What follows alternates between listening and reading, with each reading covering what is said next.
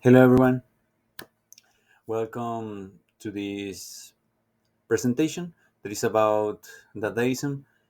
I am Alejandro Reyes Menchaca, and welcome. Let's start. Well, first of all, I'm going to mention uh, what is this presentation about. First we have like the main, mm, a general aspects of Dadaism. What is it about? How it was created, where, and mm, some of these important characteristics.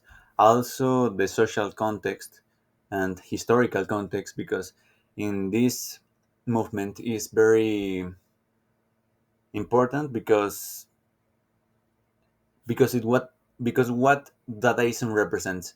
But we're going to see it in the next slides. Also, I'm going to show some authors and the most representative pieces, and also the impact and the influence that Dadaism uh, had in the next or the movement that appeared after Dadaism exists. Also, I'm going to mention an important thing that is what is data? What does data mean? And I think that it is also important because what it represents, because due to the context of the war, um, Dadaism was like rejecting what the world was offering, and they bring this artistic new air, if we can say it that way. Well, let's start. First, what is Dadaism? Dadaism is was an multidisciplinary movement that appeared in the second decade of the wait, sorry, of the 20th century, and specifically in 1916 in Zurich and in Switzerland. There was a cabaret called the Cabaret Voltaire. And it was a place in which some intellectual artists and people mm, used to meet to share their ideas and their work, their pieces that they were creating at that time. Also used to hear to listen music and to drink coffee, and it was kind of a bar and a coffee shop. Well, this was a point in which the artists used to meet. And well, this this appeared, as I said, in 1916, and also the first world war was happening.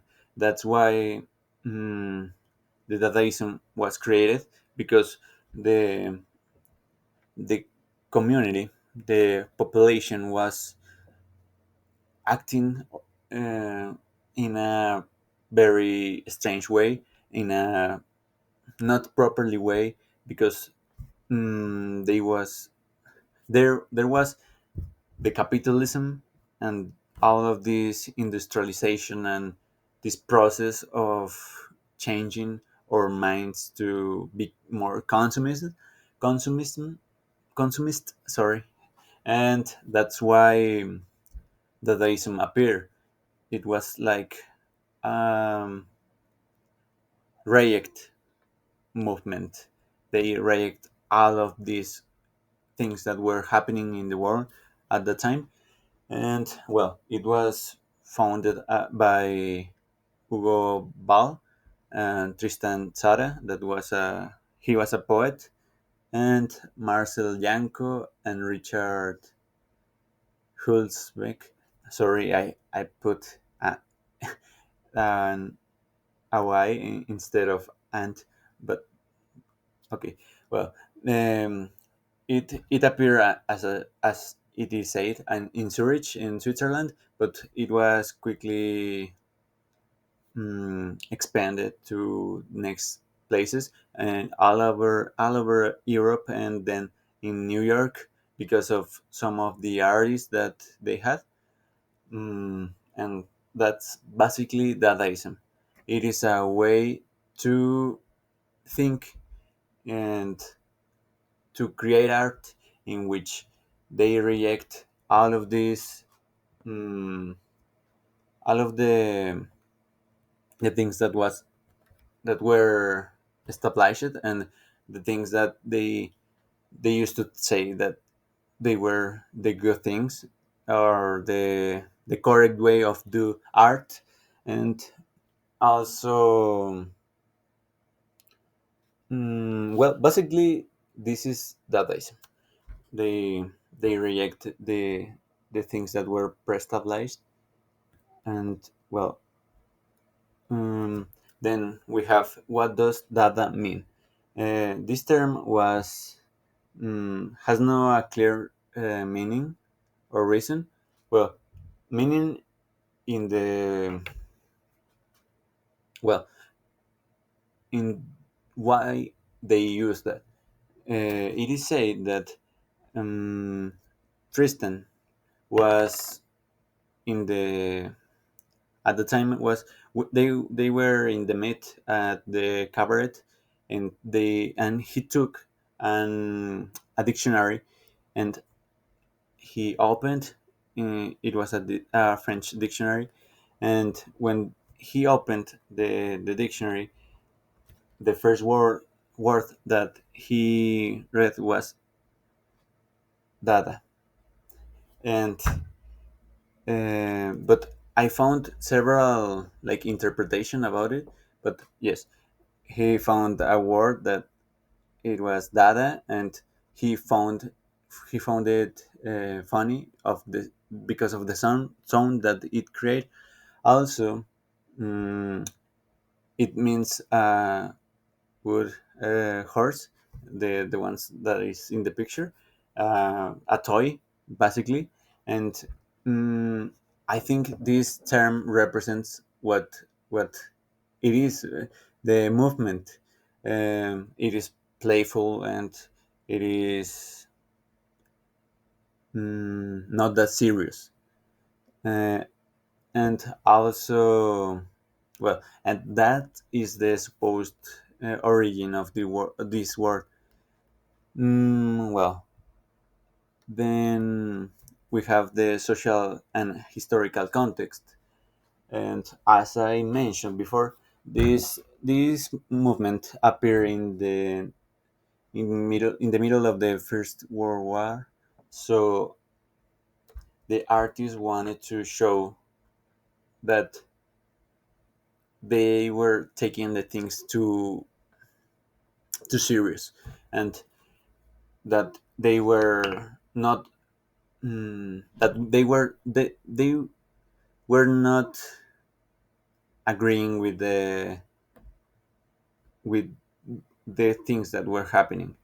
Um, they were people dying, and also the environment was of of oppression, an oppressive environment in which every discipline and every thing that you do in the work, the work, the way you study, the way you create art, the way you act, always had to be logic and also rational.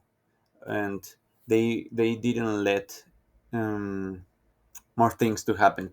And that's why they create the movement.